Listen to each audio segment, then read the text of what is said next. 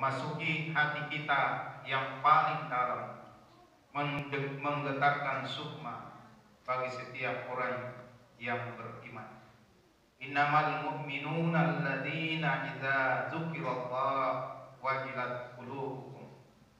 Sesungguhnya orang-orang yang beriman ialah mereka yang bila disebut asma Allah gemetarlah hati mereka.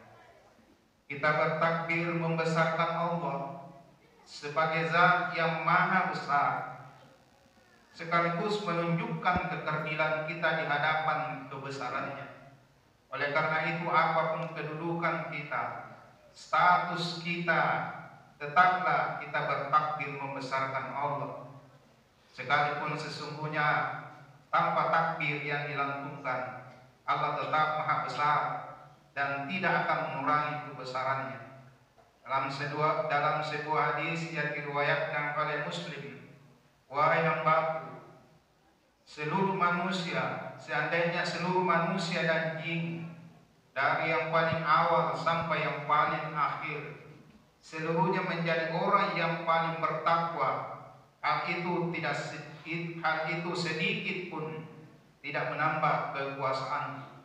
Dan wahai hambaku, andai seluruh manusia dan jin, dari yang paling awal sampai yang paling akhir, seluruhnya menjadi orang yang bermaksiat, hal itu sedikit pun tidak akan mengurangi kekuasaanku. Hadis riwayat Muslim. Hadirin hadirat sidang jamaah yang sama berbahagia, hari ini di samping kita melaksanakan dan merayakan hari raya Idul Adha, juga kita melaksanakan kurban. Di balik ibadah kurban sesungguhnya ada peristiwa historis yang menarik untuk dikenang dan syarat dengan ibrah untuk dijadikan sebagai pembelajaran yang akan selalu up to date dengan zaman yang dialami oleh manusia, karena yang merancang pentas kehidupan pelakunya adalah Rabb yang mengetahui kondisi kehidupan makhluk manusia dari awal zaman sampai akhir zaman. Sebagaimana Allah katakan, Tanzilul kitab minallahil azizil alim, diturunkan kitab Al-Quran dari Allah yang maha perkasa lagi mengetahui. Hadirin hadirat sidang jamaah yang berbahagia, apa yang menarik dari dua sosok pelaku kurban yang kemudian menjadi syariat yang dilanjutkan oleh Rasulullah SAW kepada umatnya, yaitu Nabi. Yang pertama adalah sosok seorang leader dalam keluarga yang sangat demokratis. Dalam bahasa Makassar, si pakatau, si pakalapiri. Sekalipun dia seorang nabi yang mendapatkan perintah Allah, yang seharusnya tidak perlu ada pertimbangan dalam melaksanakan perintah Allah Subhanahu wa Ta'ala, mestinya beliau langsung saja mengeksekusi perintah Allah. Rela atau tidak rela yang menjadi objek perintah, mestinya ia laksanakan saja. Sebagaimana Allah sampaikan dalam ayat bahwa sebagai sifat seorang mukmin, wa ma kana lil mu'minin wala mu'minatin illa qadallahu wa rasulah amra, ila akhir ayat.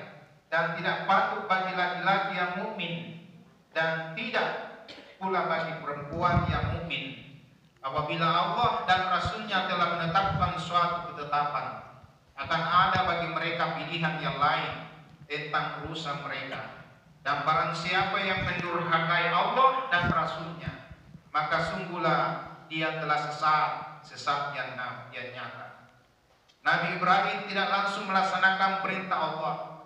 Beliau memulai pertanyaan kepada anaknya, ya bunayya, wahai anakku, inni arab, saya melihat fil manam, di dalam tidur, anni asbahuka wanzur maza tara, saya menyembelih kamu, coba kau berpikir bagaimana kau punya pendapat.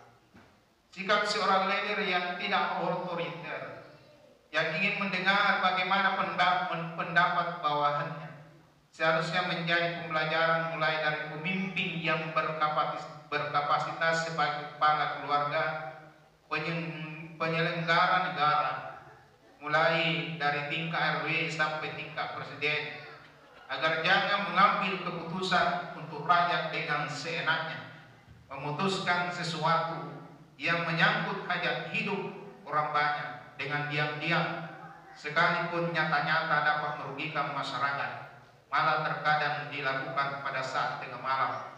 Rakyat dalam kondisi tertidur, pulas terbuai mimpi. Kedua adalah sikap seorang anak yang akan menjadi korban. Bisa dibayangkan jemaah, ketika anak-anak sekarang serba bebas berpikir di era demokrasi seperti sekarang, apalagi kalau anak kita anak toleh, lalu perintah ini disampaikan kepadanya, wahai ananda, saya diperintahkan Allah untuk menyembelih kamu. Coba ananda berpikir, boleh jadi jawabannya dapat menyakitkan. Mungkin ia akan berkata, korekama bapak, ikau bapak, tatua mati. Akan tetapi karena dia seorang anak yang tertarbiyah dalam nubuah, sekaligus berkat doa orang tuanya, Nabi Ibrahim, yaitu Nabi Ibrahim kepada Allah agar dianugerahi anak yang soleh. Sebagaimana Allah abadikan doa ini dalam Al-Quran As-Saffat ayat 100. Rabbi habli minas solihin. Ya Tuhan, anugerahkanlah kepada aku seorang anak termasuk orang-orang yang soleh. Hadirin hadirat sidang jamaah yang berbahagia, jawaban seorang anak yang soleh tergambar dari ucapan yang luar biasa. Sekalipun dia mengetahui bahwa nyawanya akan melayang, lehernya akan putus, kepalanya akan terpisah dengan badannya, anak ini menjawab dengan mantap, qala ya abad, wahai bapakku, if'al ma tu'marun, silakan kerjakan apa yang diperintahkan, satajiduni insyaallah minas sabirin, insyaallah engkau akan dapati aku dalam kondisi sabar. Peristiwa ini seharusnya menyadarkan kepada kita sebagai orang tua agar berusaha mendidik anak-anak kita menjadi anak-anak yang soleh. Bapak ibu boleh menyekolahkan anaknya sampai menyelesaikan semua jenjang pendidikan yang ada sekarang. Tapi ingat, tidak ada sekolah yang dapat menjamin anak-anak kita menjadi anak-anak yang soleh. Sehingga peran seorang tua menjadi sangat penting. Jangan pendidikan anak-anak kita hanya diserahkan kepada sekolah, apalagi dalam kondisi sekarang jemaah. Sebab mereka hidup di lingkungan sekolah hanya berapa jam, mereka lebih banyak berada di lingkungan rumah tangga kita. Kecuali tentu anak-anak yang hidup di pesantren, yang mendapatkan bimbingan siang malam oleh para ustadz-ustadz mereka. Itu pun tidak ada jaminan. Jangan biarkan anak-anak lahir tanpa basmalah. Paling tidak itulah yang diajarkan Rasulullah, agar anak-anak lahir dapat terbebas dari gangguan syaitan. Ditambah lagi pendidikan sejak dini, dikenalkan mereka kepada Allah, yaitu tauhid. Ajari mereka ibadah, akhlak, dan sebagainya. Rasulullah mengajarkan kepada kita, suruhlah anak kalian sholat ketika berumur 7 tahun, dan pukullah mereka ketika berusia 10 tahun jika mereka meninggalkan sholat.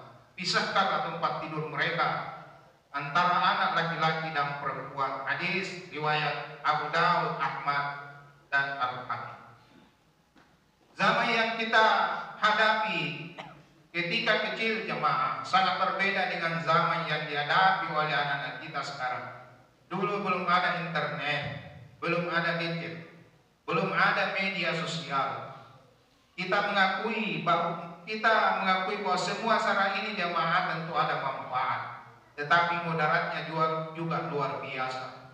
Informasi mudah diperoleh melalui mesin pencari, akan tetapi di lain pihak muncul masalah jemaah. Budaya literasi kita menjadi berkurang. Media sosial memudahkan kita menyambung komunikasi dengan orang jauh, akan tetapi juga memudahkan silaturahmi terputus. Kesalahpahaman biasanya muncul hanya pada orang yang dekat dengan kita.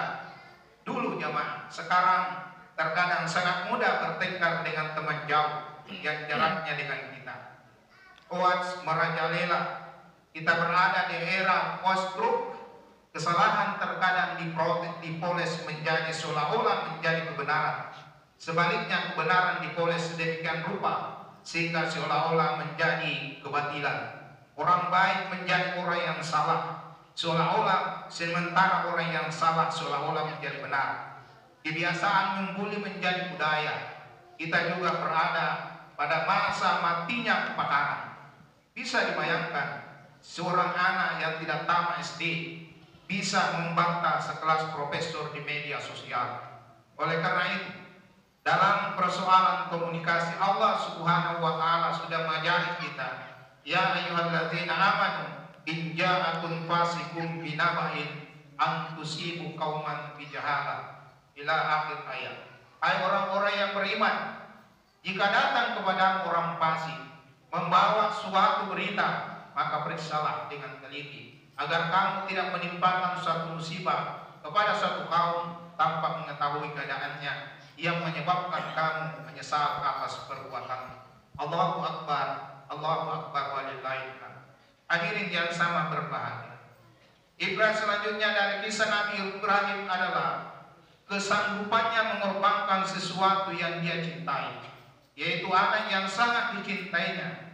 Sudah lama diminta-minta kepada Allah, sekaligus menjadi ujian kepada Nabi Ibrahim, yang mana menjadi prioritas yang dicintai.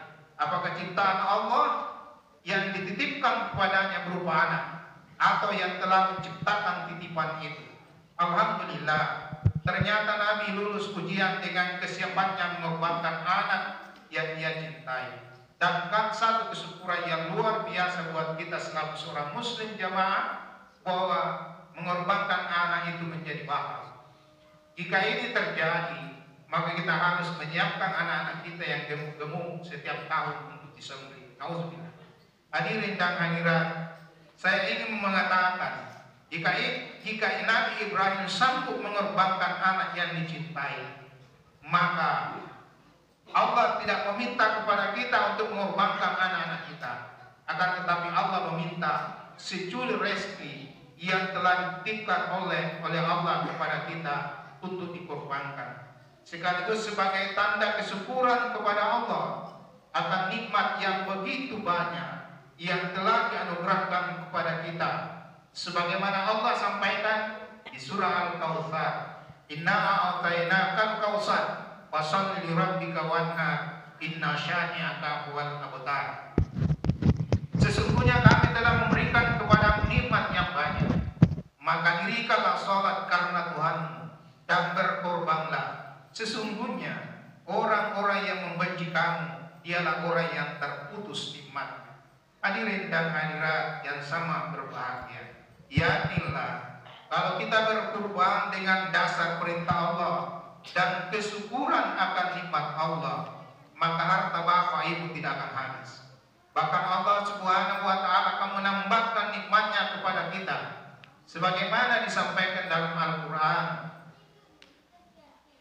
wa ista'azzana rabbukum la in syakartum la azidannakum wa la in kafartum inna azabi lasadid. Dan ingatlah, tak kala Tuhanmu memaklumkan, sesungguhnya jika kamu bersyukur, pasti kami akan menambah nikmat kepadamu. Dan jika kamu mengingkari nikmatku, maka sesungguhnya azabku sangat pedih. Demikian jemaah, semoga kita semua termasuk orang-orang yang berkorban, terutama bagi kita yang memiliki kemampuan. Demikian khutbah yang sederhana ini jemaah, semoga bermanfaat. Allahumma ghafir lil mu'minina wal mu'minat wal muslimina wal muslimat al ahya'i minhum wal amwat innaka qariibun mujibud da'wat shalihin. Rabbana ghfir lana wa li ikhwanina alladzina sabaquna bil iman wa la taj'al fi qulubina illa lil ladzina amanu rabbana innaka ra'ufur rahim. Subhana rabbika rabbil izzati amma yasifun wa salamun alal mursalin walhamdulillahi rabbil alamin. Assalamualaikum warahmatullahi wabarakatuh.